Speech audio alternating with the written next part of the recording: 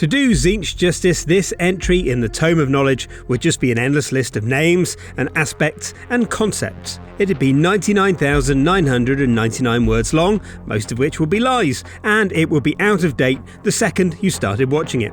Tzeentch is the great deceiver, the changer of ways, the chaos god of magic. He's the lord of ambition, knowledge, betrayal and hope, and his multiplicity makes him almost unknowable. No two descriptions of Tzeentch are alike. Horrid magic bird is perhaps the only form our fragile human minds can take.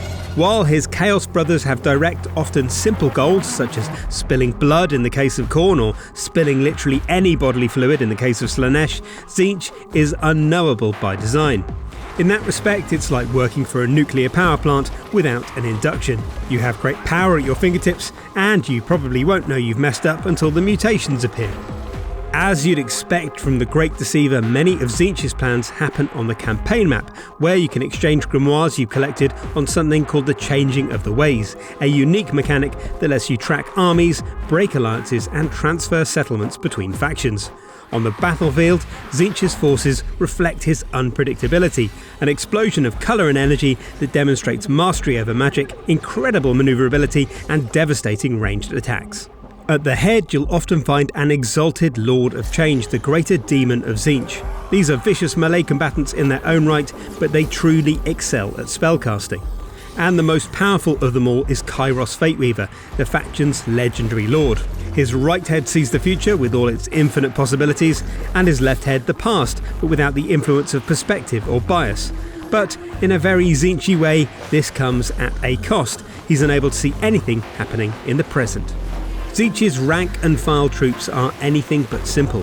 Horrors scamper into battle, spewing eldritch flame as they go, sullen and malicious if they're blue, sprightly and squealing if they're pink. Doom Knights mounted on flying discs of Tzeentch careen into enemy lines, sacrificing defence for devastating speed and power.